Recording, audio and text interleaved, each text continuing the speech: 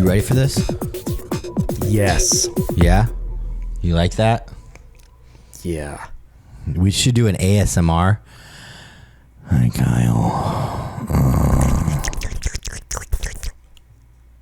I didn't hear that. You can't hear that because it's on my mic. I was on Instagram and have you ever, I hate Explorer page because it really lets you know the shitty stuff that you look at and you're interested in. The algorithm knows, it'll put people fist fighting in it, and I just have to I have to randomly scroll up because the AI in it knows if you even stop for a second. It's like, oh, got him. So I can't even some of the more distracting things on Instagram and TikTok are women, and so I can't even open my Explore page anymore in front of people. No, I can't, because what they allow on TikTok and Instagram, it's crazy. And it always seems that if I stop for a second or I watch something, that the Explore page is that times 1,000 extreme. So I can't open my Explore page anymore around people. Get it? Man, I should probably not talk about this, but I want to. That means I have told you about this once, but okay. And I don't know if you remember, but approximately 11 years ago, I was in town. We were both in our hometown for Christmas. This was in between Christmas and New Year's, and I had went to your house to see your family. I had little baby Eli with me, in his little basket. And, so this was 11 years ago. He was a newborn. Yeah. And I was so excited. I had pictures, the new parent. I had pictures in my phone. And I was sitting, and your parents were there. And I was like, your dad was like, oh, I was telling him about this picture. And your dad goes, oh, let me see. And I go, yeah. And I opened my phone up. And I forgot that somebody had sent me something as a joke. It was so ridiculous, but it was pornographic in nature. And I went to my photo album, and immediately I guess I had watched it beforehand, and it was it was something approximately 2.5 feet coming out of someone, and another person was like, oh yeah, it was yeah. And I was like, ah! And your dad just didn't skip a beat, he didn't see it, but there's no fucking way he didn't see it. I will never forget that. And we never, both me and him just acted like it didn't happen. Oh my God. So I hope to God he's like, I didn't know that, because that was really embarrassing. So have you noticed that when you have a podcast, you regret asking your close friends and families to start watching to build your core audience because of the shit you want to talk about? Yeah. Yeah. I haven't. You haven't? I haven't asked. My dad's already listened to it. Watched it on YouTube. Okay, good. Yeah. Thank you. Thank you, Mr. Hoover. So, but that's how, essentially, that's how you build anything small. Is my mom won't watch my podcast, by the way. She won't watch any of my she does not like my podcasts. Just because she doesn't like it, or just she's afraid that... No, she's she does not like, she's like, I don't get it. I don't get it. And my mom's so sweet that she supports everything, but she will not watch my podcast anymore, especially after my other one. Maybe they should watch this one.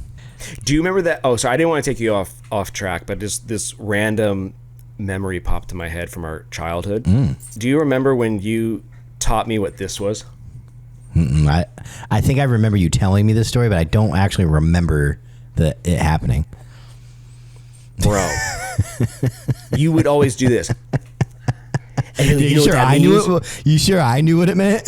Yeah, of course. You taught me everything degenerate that I know.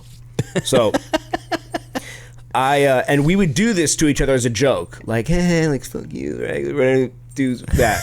And I remember as people are looking at us going, I don't think these kids know what that means. There was a night that we were going to go to a place called Guys and Dolls. There's a pool hall. I remember that story. And we were, how old? 16? We couldn't drive. My uncle Chip was going to take us. Yeah. He probably would have taken us to Iraq if we asked him. So he's insane. Somehow it got out that now is Guys and I don't remember. Is Guys and It's Dolls a pool hall? But were there strippers? Nope. Now Okay, the strip club that we went to was called Gold and Silver. Oh, that's right. We didn't. Sorry, not the strip club that we went to, but the strip club that was in our hometown. That was okay. So I think Guys and Dolls, they just maybe thought. Anyway, I remember the whole night melting down, and my mom coming over. It was bad. To pick. And we were going to a fucking. That's how fucking closeted we were as kids. We were 15 and we were gonna go shoot pool at a pool hall, and you would have thought we got caught with a gun about to go murder somebody with the way our parents acted. It was crazy. Like the reaction was crazy, and then our parents were talking, and so, was it me or was it you that that made this face behind their back to like one another, and I think your mom saw it, and I think I said, Tyler told me what that was. He taught me what that was. And she's, Tyler! And then it just blew up, and that was the end of the night. But oh, bro, remember when my mom smacked me? You heard it? I was like, bro. We were in the kitchen okay? and you were outside. Me and my mom would get into it, and she was very high strung, and I was really disrespectful. Not disrespectful, but like you're just mischievous. Like you would, yeah. And she said something to me, and I went, and she went like, you were outside of the door of the house waiting for me to come outside, and you heard, and I walked outside, and you were like, did your mom just smack you? Now, mind you, my mom was smacking me in the face at fucking 15 years old. I don't think you're supposed to smack your kids that. My mom's gonna get charged now for child abuse. Dude, it was so much fun growing up. Like, just sometimes I'm like, oh, like I felt like it was boring growing up in suburbia, but something about being bored. We blew everything up. That's why the show's called. We've never explained this. The M80 podcast is because we blew up everything. Every year for the 4th of July, me and Kyle would take trips to go buy hundreds of dollars of fucking fireworks because you couldn't get them year round ever. Yeah. So at 4th of July, you had to buy your year's worth of mischievous firework and, hundreds of dollars, stuff. Yeah. I mean, we spent hundreds of dollars, and we were blowing up. We didn't even blow up anything bad. We didn't blow up mailboxes. I mean, because we were talking too, M80s back when our parents were kids were like mini sticks of dynamite. They would blow up toilets and mailboxes. So we didn't have anything of that caliber, but we blew the shit out of everything. That sounded really. I'm just gonna clip that. Even our banner is a stuffed animal victim that we caught on fire. That was we to a burn things. firework. We shot bottle rockets at each other. I think most kids did that. Did most kids do that stuff? Probably. I think in smaller towns, farm style towns, for sure. Yeah, we grew up in a place. It was so boring. Yeah, it really was boring. It really was. But that kind of, growing up in a boring place makes you creative. Yeah. Makes you, and we didn't have cell phones. So think about going. I can't even go to the bathroom without a cell phone. Yeah. If I forget my cell phone, I got to grab a shampoo bottle. Oh, dude, remember when we fucking launched a mortar and a porta john? I don't remember that. I don't know if I was there. There were a few. We all loaded up in my Blazer, and we went to Garsmill Park, and we went and found one of the porta johns, and we had the mortar tubes, right, where you put the ball in and light the fuse, and it goes. Yeah, it's a professional grade firework, and we put the mortar on the floor of the Porta-John, lit it, and ran. And so they continue to move, right? They don't just they just like, and you could see it like as it would be trajectorying into the air. It was stopped by the roof of the Porta-John. So it was like, wait, was it a bottle rocket, like a big bottle rocket, or a mortar? No, it was a mortar. Oh, it was a mortar. And we blew the shit out of a Porta-John, and then we took off. So maybe we were a little bit more mischievous than I'm letting on to be. But, nowadays, kids are iPad kids. You know what iPad kids are? Yeah, like a kid with an iPad? Well, no, it's kids being raised by iPads. Yeah, they are. And it's either making them smarter or it's making them more stupid. You have to tell kids not to be on their iPad when they walk around so they don't get hit by cars.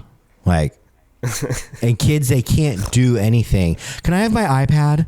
Can I have my iPad? Like, no, we're eating at a fucking restaurant. You don't need your iPad.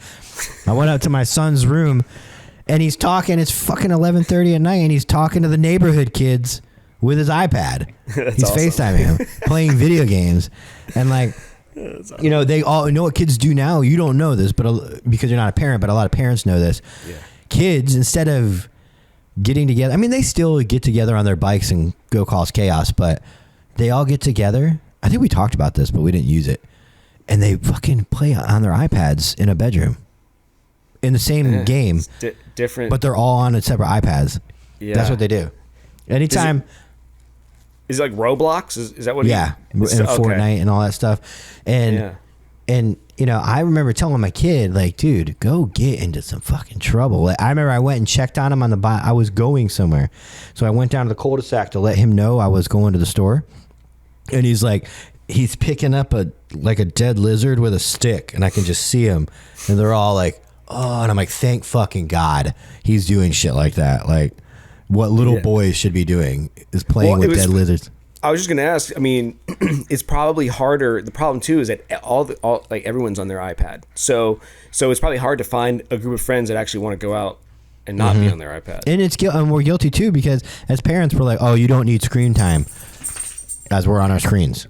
Yeah. So that's all that, But. I remember when with my high school girlfriend, and I remember when she got a smartphone. He didn't have a girlfriend in high school. He's making this shit up.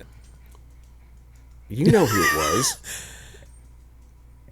I didn't know you had a high school girlfriend. You don't know that I had a high school girlfriend? I was obsessed with her.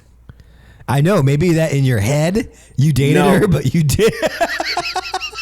I watched her a lot. You know what happened is that when we got girlfriends, we entered some wormhole. That's what happened. I don't know if you remember that because you were obsessed with your girlfriend too. No, I wasn't. Yeah. Oh, okay. Remember how obsessed with our girlfriends we were, Tyler?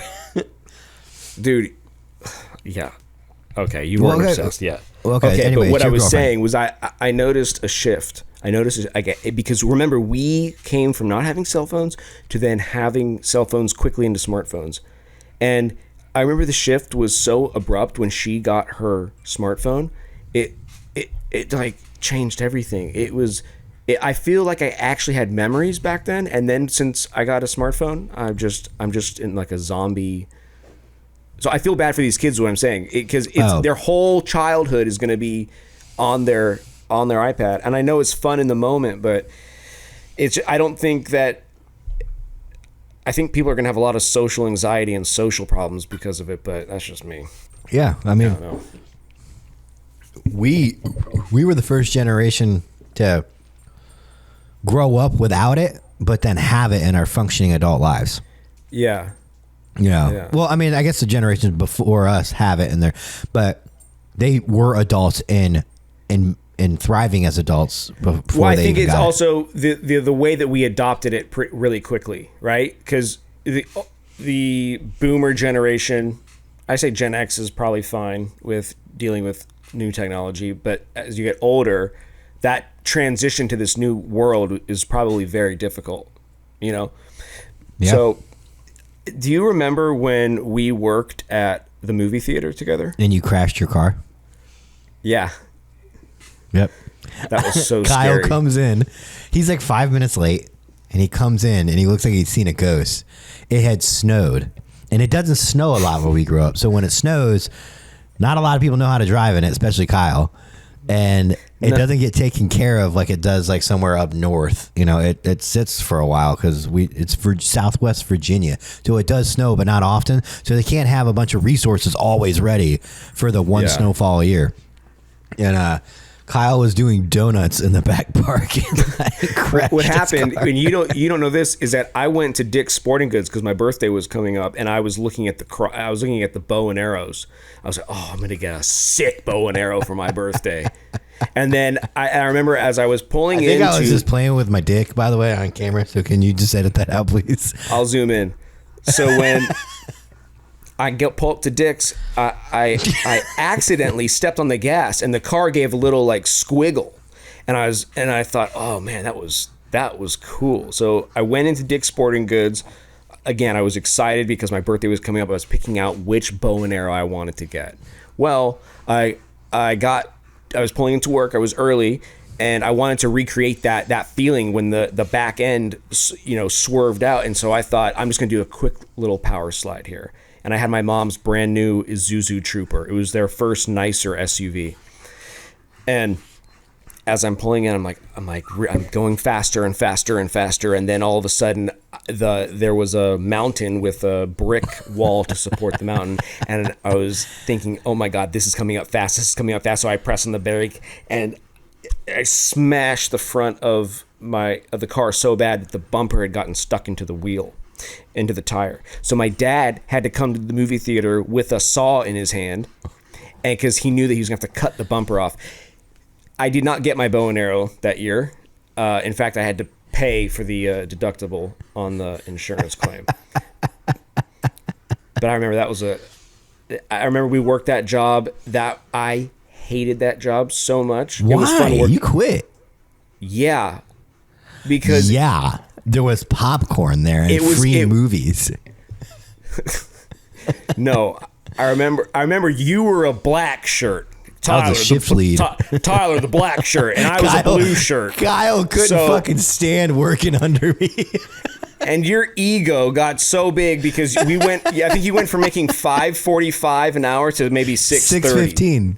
Oh, $6.15. I didn't mean to exaggerate it, but yeah. And you'd come in, and then the cleaning procedure.